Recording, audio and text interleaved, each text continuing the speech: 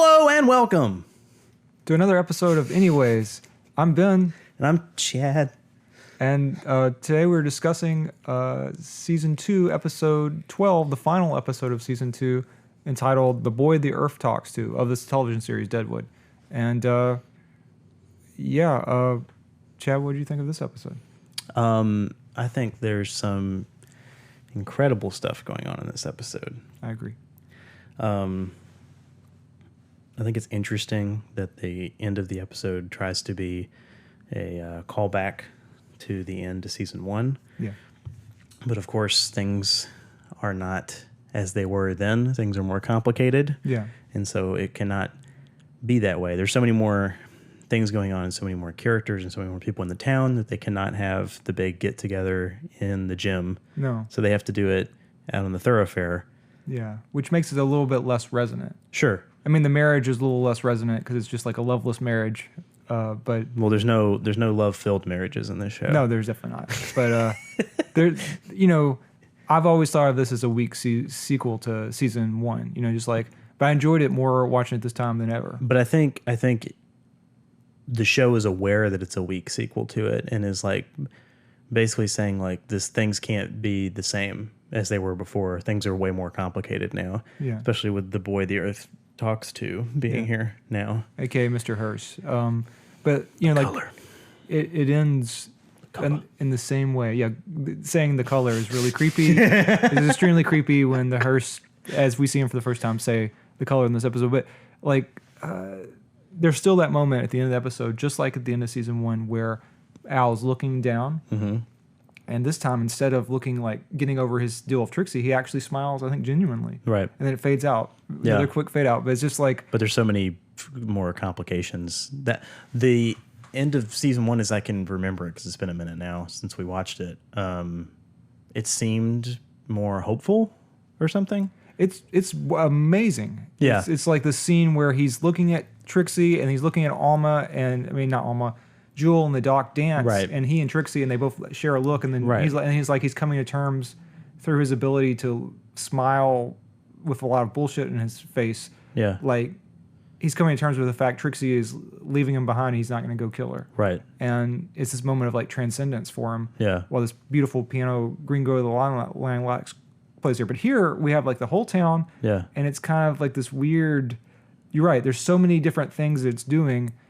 And then it goes up to Al, and he just kind of smiles. And so there's not as much pathos to it. Right. And my back chair or armchair directing is always, I should have cut over to Hearst. And I think there is a shot like this where Hearst is just standing. He's taken a sledgehammer and cleared out the entire like wall of his room. Right. But like it needed to end it on that sense of foreboding. I think would have been a stronger note. And because it is kind of like, let's do we did so well last time. Let's do the same thing, but with more people, right? It is a little bit softer. But I think the show is aware of that, and I think it's going on purpose. I don't know. I mean, to me, it's like I feel like they're aiming for a little bit of a, like you're supposed to be there, right there with Al, and right there with this sense of wistfulness. But it's just not as compelling for Bullock to go home to his wife.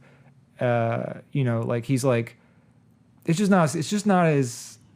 I'm just not in there with these emotions. These emotions are more about like, go home to your wife that you're not in love with for 2 different marriages. Right. And it's just like that. And then like some corrupt people made a business deal and this other corrupt dude moved to town and a serial killer killed himself. Like it's a very distancing effect and it doesn't fit with like this beautiful like fiddle music, Yeah. Like it's like, I mean, there's some like happy stuff where like Joni and Charlie and, Jane are all dancing and they're all swiveling out of each other's partners, which I like, but things are starting to splinter more now in the town. People aren't coming together because there's just so many things that are happening that are working against them in various ways. And then, you get these little moments with some of these characters like Charlie and Joni and Jane. Yeah. And they're all having fun and Merrick gets his penis touched. Yes, he does. And all these little things that the boys come back from killing Lee and all of his cronies. That's another element that it like makes it a little bit because you expect going in, you expect dark and dangerous things to happen to our heroes. Mm-hmm. Our heroes and then they just execute all these the rival Chinese gang. Right. And it's it's basically just Lee dies while he's hanging down. He starts out the episode with this amazing shot of him like in this full-length trench coat, going like this. Beautiful. It's used in trailers. It's amazing. What a great character and what a great actor. And then he's just smoking out, and he's looking at some gratuitous boobs, and then somebody just cuts his throat off. Yeah. And that's it. And that's the end of his character. And it's just his little, like the whole thing is a deflation. It's like build up, and then just like, some corrupt things happened, and everybody's in loveless marriages, and we're out. Yeah. But I mean, I think as the show's gone along, it's kind of let you know that that's the way it's going to be. You're not going to get satisfying conclusions to things. You're going to be disappointed. By things. I don't know. I this was that, but I'm defending my prior held view. Yeah. Watching this, there was so much going on in the episode. I agree with you that there's a tremendous amount of stuff going on in the episode. There's a lot to discuss. But like I don't know. Let's go on. Can we please just jump to the wedding? Because like there was so much going on that I had to write things down because I couldn't. I was like, I'm not going to remember all this stuff because it's like little things that happen very quickly in it, and there's a lot of imagery. Yeah. So the gloves that Ellsworth is forced to, not really forced to get. He feels compelled to do it. He feels he can't bring it up because that might bring the dromedary to its knees. It might call the whole wedding off. So he cares about the wedding a lot. Right. And he's afraid to bring it up with Alma, but it is weird for him to wear lavender gloves. But what's interesting is, so there's a shot in there, and it's like focusing on their hands, and it's like Ellsworth can't. He's wanting to touch her, but he can't feel anything through the gloves. He's also just put on the ring. Right, and so the gloves are operating as this barrier between them, so they can't physically touch each other, which I thought was interesting because it's this opulent thing with these lavender gloves, and that's part of what's separating them. Is he's kind of more of a simple guy, and he doesn't know what the fuck's going on, and this marriage doesn't make any sense, and what the fuck's happening. And also, I think all that's kind of said in that one bit with the gloves, because otherwise you watch it and it's like he bitches about the gloves, and that's the extent of how you view that in the episode. But I think that's kind of the payoff for the gloves. Well, one of the things I love about the glove scene, which is a scene where he goes to the Bullock hardware store and complains to Saul Starr about his lavender gloves that he has to wear because they're the rigueur in New York City, which according to IMDb pointed out that he's actually mispronouncing de rigueur, which is the French word for being in fashion. So he's misunderstood de rigueur and the rigor. But anyway, Saul Starr is trying to comfort him just like he does with Bullock. Be just like this featureless character who is always there to support other characters. Right. But he fails. Yes. And it's like they gave Saul Starr a new note, which is amazing. And then because he ends the scene by saying, "Today's the day." And then Ellsworth does his move where he's always walking out of buildings and standing on their front and just staring at the thoroughfare. And he does that again, just ignores this guy who's trying to help him out. And I like that a lot. And like that's a way that maybe they should expand Starr giving people advice to a larger and larger number of people until he actually does more interesting things than just reassure Bullock. But anyway, also Gordon Clapp, you see in some of the scenes, the tailor is the guy who's forcing these on Ellsworth, and it's Gordon Clapp who is one of the lead detectives in NYPD Blue. No. And instead of like a tough New Yorker, he's this tailor who's like making people wear like Ellsworth also has this really cool like cravat, which is kind of like I don't know, it's just a really flowery napkin that he just wears. It's beautiful. So also in that scene when Charlie comes back during the wedding and he's riding in on the horse, there's this roasted pig that's being turned as Ellsworth is talking. Yeah. And it's like the whole scene, he feels very uncomfortable. He's like tugging at stuff, and I kind of feel like that's the reason. Otherwise, why are they focusing on that fucking pig? But I think that's the reason why it's so big in the foreground is kind of this like just there's this metaphorical that Ellsworth being roasted over this spit. I saw the pig this time, and I interpreted it as another attempt to say, this is the final episode. Lots of stuff has happened. This is a culmination. One of the pigs that usually eat people is being eaten itself. Well, that too. But this is a finale. Sort of.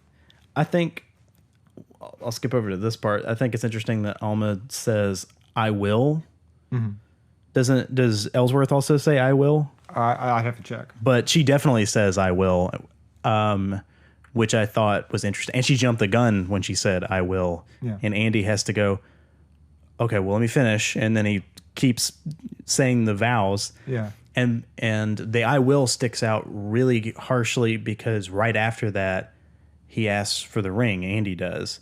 And then Saul Starr says, I do. Oh, really? which I thought was interesting is like the only person that says, I can't remember if Ellsworth says it or not now, but I think it's interesting that right after she says I will, he says I do. Well, I love Alma's looks during that scene because she barely even tries to look like she cares. Yeah. Like she's just like looking around, avoiding eye contact with Ellsworth. Yep. And then she's just like, yeah. And then like she laughs when she sees Doc after the wedding is over. Doc, Right. the guy who yelled at her about like, and helped her through, like it's just like. Withdrawals and stuff. Yeah. It's a loveless marriage. Yes. I also think that it's interesting that during this scene is when Swearengen and the government are being wedded Yeah, at definitely. the same time. It's kind of like a Godfather 1 or 2 Right. montage effect. Right. I think, there's a lot of Godfather in this show, but like, and Bullock is operating as the Reverend or whatever in that scene, correct? He's kind of I like, guess he's like, I have to interpret him as a muscle because he moves from behind the desk, looming behind. but isn't Andy also operating kind of as a muscle, like forcing along this marriage? Oh, where he's in like, the marriage. otherwise they would not be getting, but he's, like I said, he's like, okay, well, let me finish first, then you can say that you want to do this. Andy is the minister who got the plague and came back to town and not being a card sharp. And now he's spreading a different plague throughout the town, which is Jesus. Yeah. Oh gosh, yeah. And I've noticed that more than ever. But before we move to Andy, like, Oh yeah, sure. There's other stuff. like Bullock represents for me the state. Al represents business or small business. Hearst represents super big business. Sure. And then Well, but literally in this scene where they're drawing up this contract with no words at all, you're just hearing the marriage happening. fiddle music. It's Jari representing the government and Al on the other side representing business in the town. Yeah. And then, because why else is Bullock there? Bullock is there to facilitate this thing happening. And I think Jari also thinks that Bullock is also pulling the strings. So Al wants him there. He pointedly shakes his hand and not Al's. Yeah. But I mean, I always look at it as when the moment where Bullock moves from behind Al and sits down opposite Jari as maybe a little bit of like intimidating Jari. Yeah. But it's also, but you're also absolutely right. Yeah. Like in some ways he does respect, and they've also been fronting, and that's the whole point of Bullock is as the front man, the perfect fucking front man. Yeah. And for Montana or whatever that they're going to take over. And, I also want to make the point that the real life Yankton, super corrupt. It was called the Yankton Ring, the same Yankton group. And they eventually got kicked out of office in an ingenious fashion where they made all these laws, which, was like trying to keep them in power. And eventually they were so corrupt, they moved the capital or the state legislature from Yankton to somewhere else. And so Hugo Jari is like, there's so many places, there's so many wonderful moments in terms of acting and writing coming together amazingly. We can go after Hugo Jari, we can go after Andy, but like Hugo Jari has like this other scene in this episode where he's trying to like set terms in a tough manner. Yeah. And he just doesn't. He just crumbles every time he tries to set down the law because Al has shown that he can just go, nope, don't want to deal with you. But he's like, first Al calls back to the fact that he called Jimmy Irons that when he said that when people lie, it smells like cat piss. And so then he first opens with accusing Hugo Jari of smelling like cat piss. And then Hugo Jari starts talking, and he just won't speak. And then he ends with, the next sound you hear will be that of your own voice. And then he just gets kicked out of the room. And it's just a perfect comic performance by Stephen Tobolowsky. Yeah, I mean, he's incredible in every role, but especially this. Yeah. And then the other thing I want to say about Andy, the minister, is in addition to the knifing that he does this episode, first, as you said, he is spreading this plague of religion. And I never remember putting together the idea that Tess, played by Priest Booth, at the Bell Union is reading the Bible. Yes. Which the episode after Andy comes in and is screaming about it, right? That was the last episode, screaming about the Bible and all this stuff, and then he gets his ass kicked out on the thoroughfare. And that's why Tolliver's mad at him. Right. He's like, you taught Tess to like read the Bible. She's going to stop being a prostitute. But what's so funny is then Tolliver, and we're getting off the wedding thing, but I think this is interesting, so I'm going to point it out now, is Tolliver is then in that scene with Hearst where he's trying to blackmail him. He's hearing the voice of God talking to him, and it's working through him, and he has to keep deferring to this voice to tell him what to say to Hearst. Yeah. And there's so many other things to say about this too, because like that first encounter with them out on the thoroughfare, Tolliver is like trying to be a little more coy about things, and Hearst isn't showing his hand yet. Well, Hearst has this wonderful awkward reaction where he's like, he won't respond to anything. So I'll talk to you later. I just got out of town. And Tolliver's like, oh yeah, I had to bury 3 people with their throats slit. Yeah. And he's like, he just smiles. Yeah. And just turns away. And it's just beautifully awkward, weird moment between 2 strangers, and one of them is famous. I mean, I love that aspect. And Tolliver's trying to like suss out how far he can get away with pushing him. Yeah. And he determines in that scene, I think, oh, I can go further. Yeah, because the Hearst in this episode is very kind of detached. He seems reasonable and mild. He has a mustache. If I were to be a person from the future who has seen the rest of the series, later he might have a beard. But like here he has a mustache, and he seems, there's a lot of moments where they could choose to color, no pun intended, Hearst, and they don't. And he's just kind of reserved. He's reasonable in almost every scene. EB asks him through his diarrhea joke in the scene where he's trying to hold his butt closed.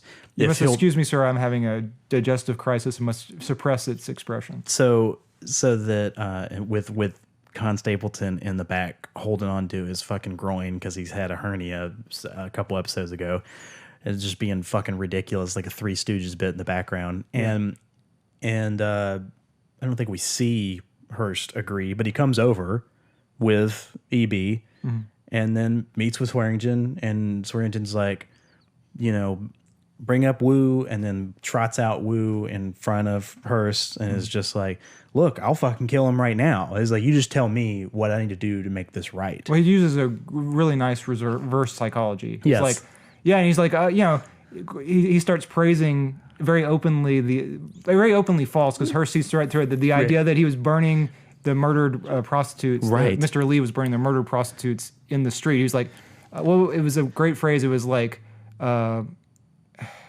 burn the bodies, set the bodies ablaze, on with the day's trade, is what he said. And then Hearst obviously has no idea what the fuck's happening. Hearst wakes up and he says, what bodies? because he doesn't care. All he cares about is the color. Yeah, as he expresses. Yeah. And he's like, do you know anything about prospecting?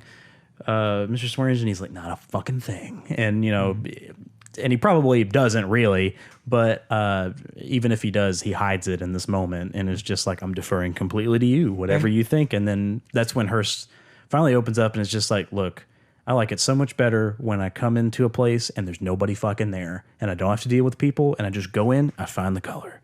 And he's like, so he basically is just like, look, I don't care who gets me workers to get the color out of the fucking ground.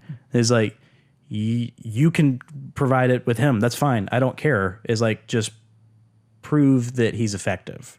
Basically saying, kill Lee. I don't care. Whoever wins can run the action. He likes to have a good relationship with his predecessors. Yes. which is a horrible way of saying, like, they're his predecessors. They're still going to be there, aren't they? Like, there's so much to, like, he says, my only interest is the color, which again, he likes to refer to gold as the color. But I was going to say about Hearst. Well, one, like, the real life Hearst was a little bit more of a ruffian, or not a ruffian, but he was a little bit used to outdoor work, and so, like, you see him in this episode spitting a lot. Yeah, and like I think, and like literally down in a hole in the ground in the thoroughfare, which is another real thing. There's pictures of Deadwood where you can see they just, a lot of the places start out on Main Street as claims. Like number 10's is called number 10. Bill Nuttall's number 10 is called number 10 because it was a number 10 claim.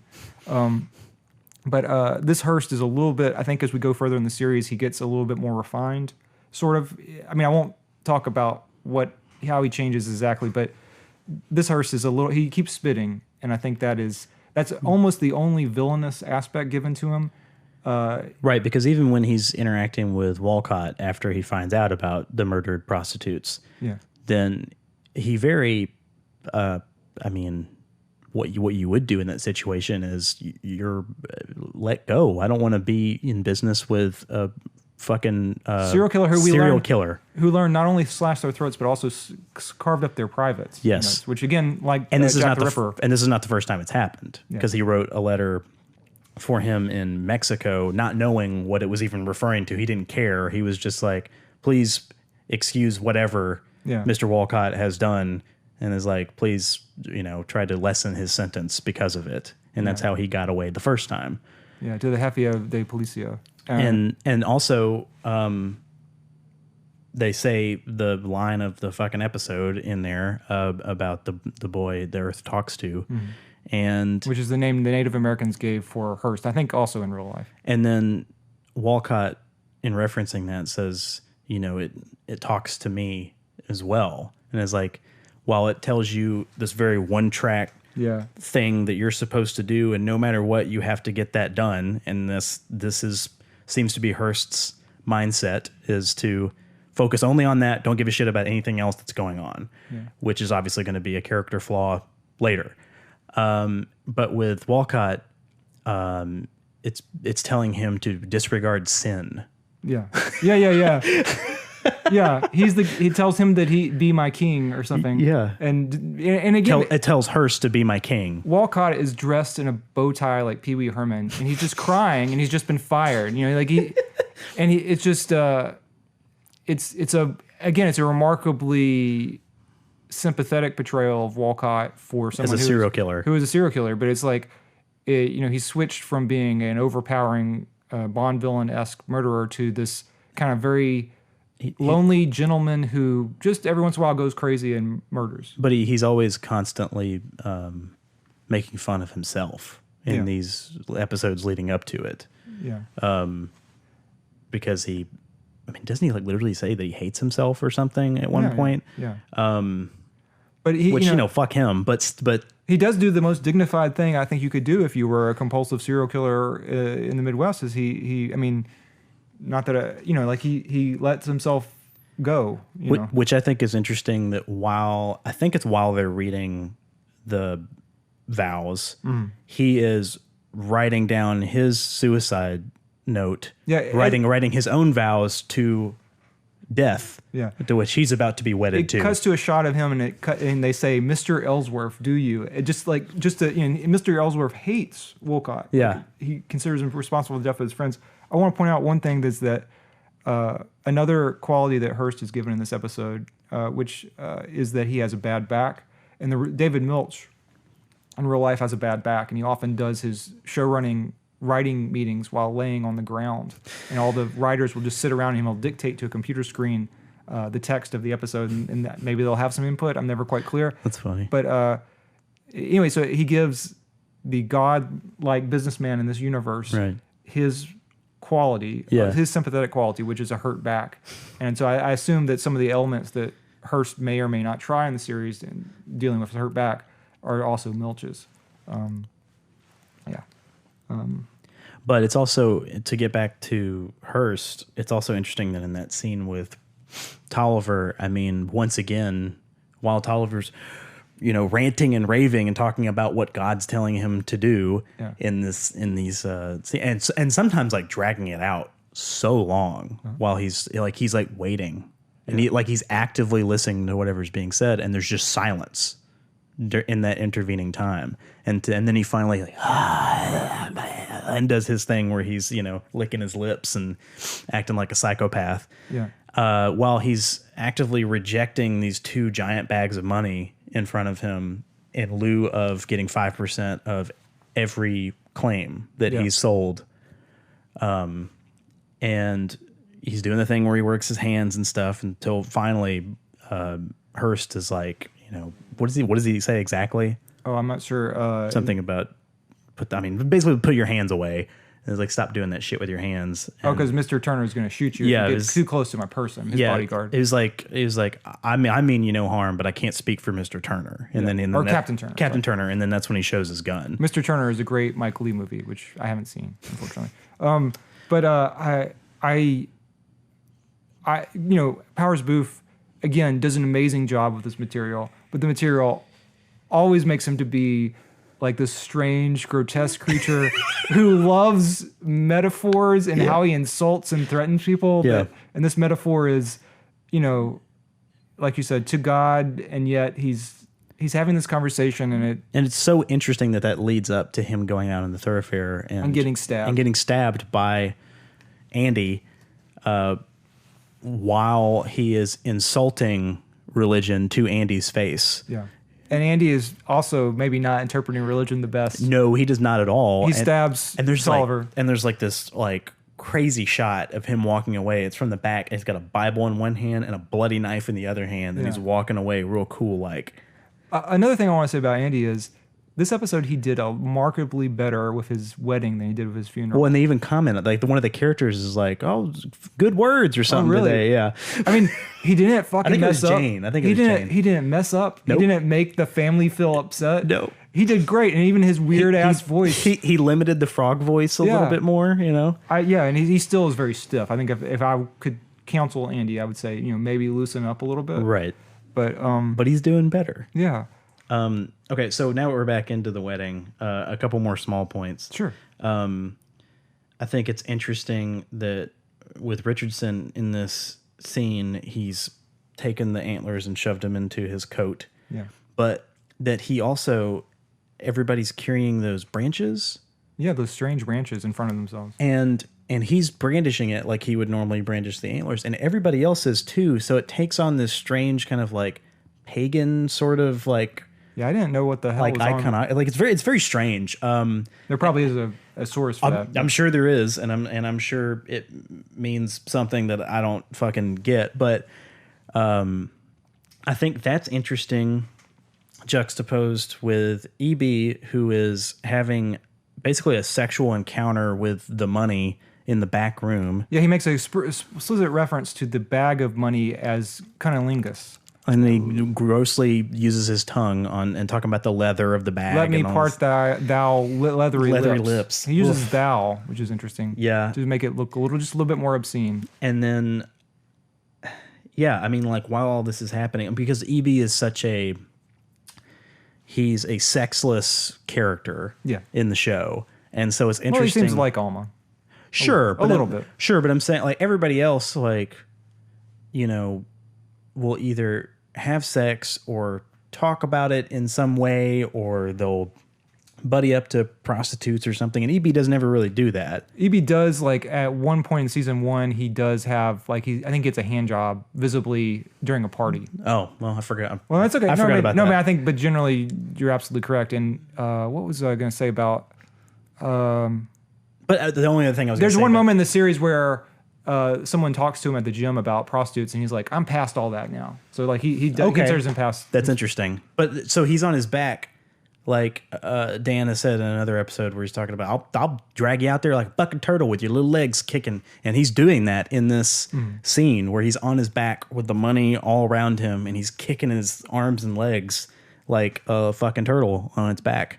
Yeah, it's so strange. Yeah, like. I forget what I was going to say about like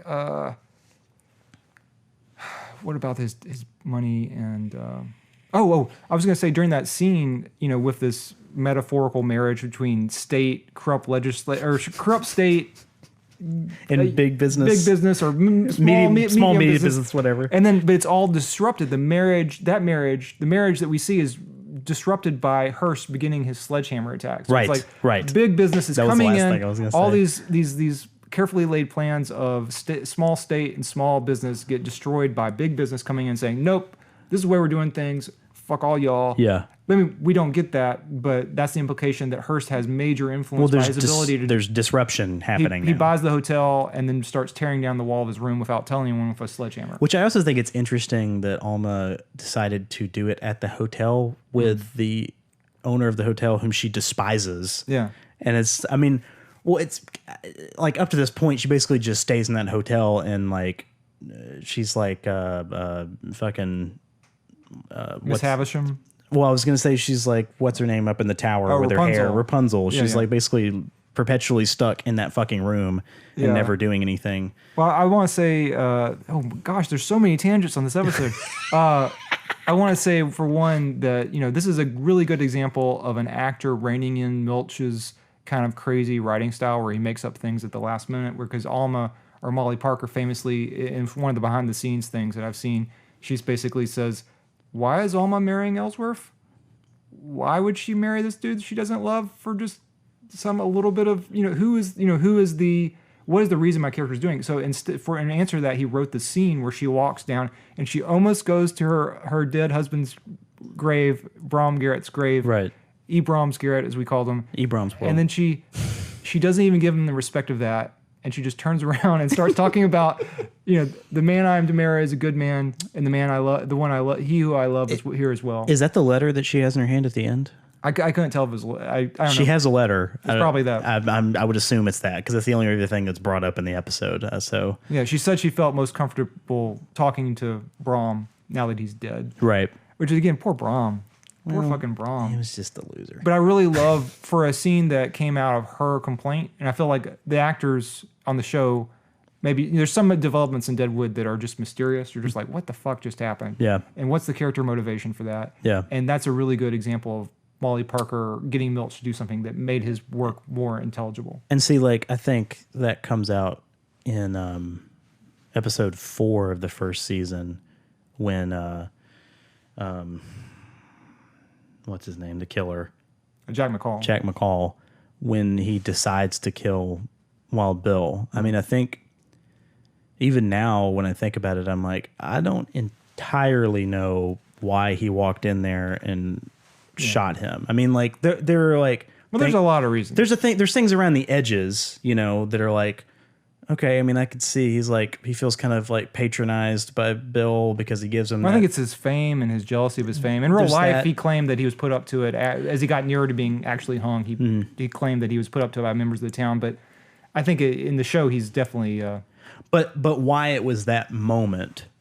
I don't. As opposed to any other moments. Yeah. I mean, because I think that happens over the chicken foot stew thing. Yeah. And he's sitting there. Like, I guess he just feels undervalued in that moment. And he's just like, fuck it. This is it. We shouldn't even expand our scope to other episodes. Sorry. But that just made me think another thing I want to mention is Ellsworth, the guy who plays Ellsworth, wrote a biography. His name is Jim Beaver. He wrote a biography of a record executive in the 1950s in America called Whitney Ellsworth.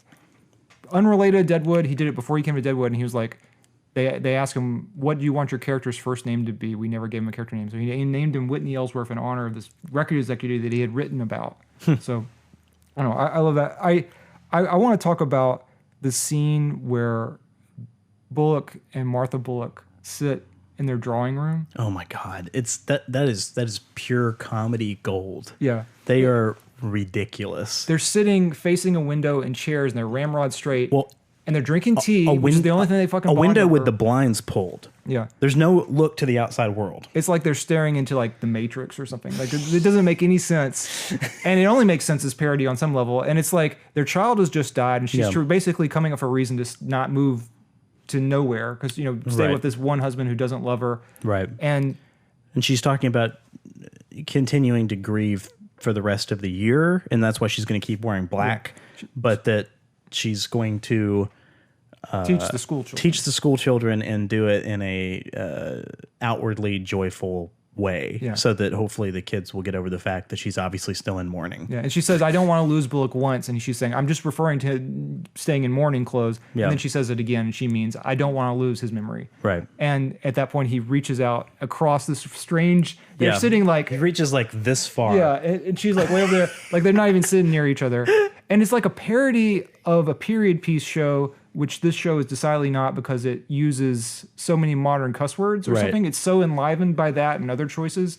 But this is like what most period pieces are. Right. Everyone's so fucking restrained. And when Bullock says things in that scene, he's always like he's been waiting to talk for like ages, and he always just says it way over eager. He's always choking words back. Yeah. Like he wants to say 3 paragraphs, but he says 1 sentence. Yeah. But he's just like, he's like an eager puppy. Anytime she acknowledges it, he's like, of course. And it's like, again, it's like a parody of these period pieces where it's just like everyone's restrained because, in the past they were more restrained or something. And it's just like, because, I don't know, they're a fun, repressed couple. Yeah. And I like that scene a lot. And I also think it's interesting that later she goes back and finds the seed that William planted. Yeah. And this is also during the wedding scene, and she moves away the dirt to see the little tiny seedling starting to. Well, it's extremely haunting when you find stuff by someone who's died. Yes. That they left and it still has their mark on it, especially with like something that is like living like a plant. Right. And that one, the meaning in that imagery is so much more obvious than any of the other things that are happening in that scene. You have to put the least amount of effort into thinking about that. So I think that's why it's like shown once. Yeah. Very quickly. It's very well done. Yeah. But it's not maudlin. No. And it's one of those things that like people have seen before, so you know what that means like off the bat, like immediately. That doesn't. Yeah, and it's the most probably I've ever felt for Martha. I mean, you know, like she's a great actress. I was gonna say we should talk about something that you remarked on the first time we saw this episode, which was Johnny is taking a pig into the gym, and he sees Mr. Wu has escaped, and then he pulls out a gun and draws on Mr. Lee, and Mr. Lee is like, again, Mr. Wu and Mr. Lee are restrained, I guess, by their respective deals with Hearst and Swearengen not to kill each other. Right. Like, all these gang leaders are like, I guess I shouldn't kill the other gang leader because we have these deals that are like, Yeah. But like, so Johnny drags him back very comically into the gym. And then all of a sudden you realize that the gym is literally right there. Yeah. Like when Mr. Wu is out in those scenes and he's, standing there very stoically, he's literally 30 feet from Al Swearengen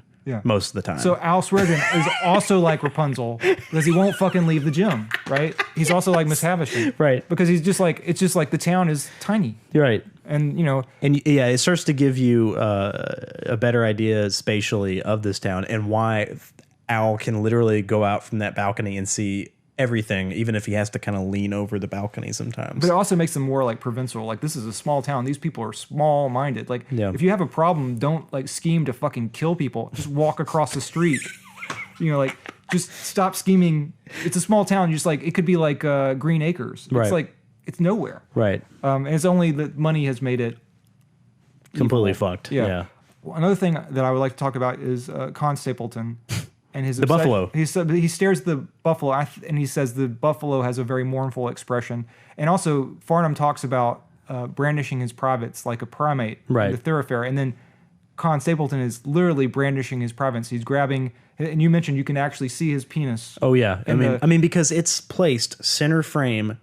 Right there. Yeah. It's like it's like they're drawing your attention to his crotch the entire time. Yeah, and he has this hernia. Yeah. It's like, I think the joke of the buffalo, which he keeps staring at, is that he has a buffalo-like look about him with his big mustache. And he's got the brown kind of orangey, but it's like kind of brownish looking coat on and stuff. And he's got kind of the buffalo's kind of like main thing going on. I think that's what the show is going for. Yeah, I mean, that's what it's going for. It's not like 100% apparent why, other than I don't know. It's like I don't know. I mean, like their buffalo are dying off. He's mounted on the wall. I don't know. There's any number of ways to interpret that, and I'm not really sure what the correct interpretation is. And another thing about the Farnham scene where Hearst tries to buys his hotel, and it shows that Alma was correct when she said that by trying to get his hotel from him, it will put him really out of sorts. Right. And he responds with like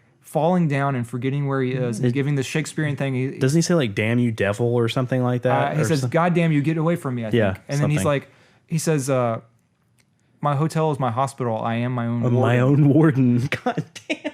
And so, again, he's shading from like being a Shakespearean fool who just trying to trick and kill people and is just incompetent to a very lonely man who just got $100,000, which I think is enough to retire on. Yeah. And build another fucking hotel. Yeah. But because he needs validation so sorely, and he only finds that through being this functionary hotel mayor subservient underling thing. Yeah. It's very, again, it's another moment where I feel for Farnham. I also want to talk about the Davy scene. There's a scene where yeah, the watchman, we haven't seen a whole lot of him, but he's this guy named Davey, and he works behind the bar at the gym, and he's fallen asleep and let Wu escape and messed up Al's deal. And of which Johnny has taken the brunt of responsibility for it for some fucking reason. Yeah, Al likes to punch Johnny. Oh yeah, he punches Johnny in the face constantly. I think it's because he knows he won't fight back. It's like the most good or the best. He's the most kind-hearted. Well, no, it's the best strategic move to make when his underlings. Like, sure, he shouldn't have punched Dan. Well, he's not gonna punch Dan. Well, number one, because Dan's fucking big, but also he's not gonna punch fucking Adams because he's the most competent of all of them. Yeah, he mostly kicks their feet while yelling at them. Right. Yeah, he's like, move the fuck out of my way, and kicks them, tells them. But when he goes to Davey in this episode, it struck me so much that he's trying to figure out, he's paranoid that Davey let Wu go on purpose and is being paid to let Wu escape. And he lies and says that Wu tells him that he paid him or whatever the fuck. Well, no, but he goes through this entire cycle of like manipulation. Well, first he engages him in friendly conversation. Yep. Then he talks about something of his past, which is actually a rumination on like, how people are, and actually a kind of personal detail about Swearengen that he's telling to someone who he wants to kill. And then he chokes him out. Well, before he chokes him out, then he like gets physically violent but he threatens him through these like cutting remarks. It's just like this strange category of like laughter, physical intimidation. Yep. And then this strange like need to like he's literally dominating him physically with the throat. Yep. And well, there's the great moment where he's tells him to talk, and it's like that same old joke of like, I can't talk because I can't breathe, and he's like, well, then take a breath. And then he, lets his. That was more of a sigh voice, but it's still a good voice.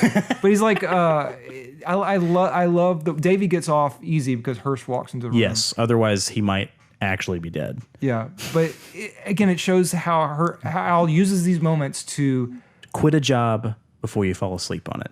Exactly. He always ends his things right after he gets done threatening with a succinct point. With a succinct point that sounds like sage advice. Yes. But what it really serves is physical threat and then instruction. Yeah. So that you get used to the idea of being instructed by this guy. Because that's what's happened to him. Yeah. You get the shit beat out of you. And he says that in another episode. Yes. I appreciate every beating I've ever had or something like that. Yeah. And that's how he's learned to learn, is to have it beat the fuck into you, and then at the end you're told the lesson you were supposed to learn. Yeah, but it really is basically he has a need to condition everyone around him to obey him in terms of like these sage advice. And I throughout the series, like one thing that struck me is like specialists always pay a premium and they never cause trouble. Immediately after that, Walcott kills 3 people and he's a specialist. Yeah, and like it's just like his sage advice is often bullshit that just sounds good, and it's just a way to manipulate people into being under a spell, creating the environment that he wants to live in. Yeah, yeah. And I think that scene with Davey is very striking as an example. One small idea that I wanted to, fuck that. No, I was gonna say that Hearst was like the Jurassic Park version of John Hammond, because he's like this guy who doesn't really have control of his wonders. Yeah. But like because he's kind of kindly grandfatherly, right? In this episode, yeah. I also want to say that there's an interesting thing with Al where he talks about how he tells Hearst that he has not been to Nevada, where again this is not really a spoiler, but later in the series, he seems to have a conversation about Virginia City, which is the city which was around the Comstock in Nevada where Hearst made a lot of his fortune before Deadwood. And so it's like Al says Australia was my inferno, or it's Crucible, where he learned to go to gold rush towns and kill people. Yeah. But like it may be a lie because he doesn't want Hearst to know that he was also operating as a mob boss of sorts in a previous gold rush city under his thumb, which would also explain why everybody knows that Hearst is bad news, because they fucking were in a previous town where he's, right. But that's a very small thing and maybe not intentional. I may be reading way too much into it.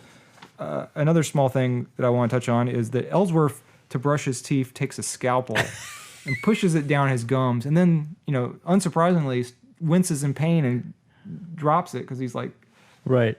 Like I never understand. I guess he doesn't really brush that much, and so he thought he'd just take a scalpel and try to remove the plaque that way. I don't know. Very, very strange. Very strange. It's a very strange episode. I love it. I found it the most satisfying it's ever been this time. Like, it's a great episode. And, this poor citizens of Deadwood, they seem to be doing great. Yeah, well, for the most part. Everything's coming up roses. Yeah, and I mean, real quick, it is not readily apparent unless you see that rope in the foreground of that shot with Walcott writing his letter, his suicide note, that is Walcott who dies later. It is like pretty confusing. Yeah. Did you follow that the first time you saw? No. Yeah. Because I was focusing on him in the background. I think the shots. Mose Manuel comes out and does a stretch. Right. But I was focusing on him in the back, so I didn't see the rope, or I didn't pay any mind to the rope in the foreground and the shot of him writing the letter. And then when the guy falls off the fucking second story thing and is hanging there, I was like, "What the fuck just happened?" Yeah. And that was all I thought. And you can't really tell, but if you look in that shot in the second time when you see him swinging around, then you can see that it's it is Garrett Dillahunt. But yeah, I mean, it is very confusing. They just needed to linger on a shot longer. Yeah, that was the issue. Yeah, and it almost deprives him. In some ways, it deprives him of his moment where he's killing himself. It reduces it to the background of Mose Manuel stretching. Yeah, and and there's this nice little moment that Jordan pointed out where Doc is walking away after instructing him to stretch, and he skips to the beat of the song. He has like his little doctor's bag, and he skips. Yeah. Anyways. Well, thanks. Bye. That's all, folks. Buck-toothed beaver slapping logs. You can't keep the gold from me.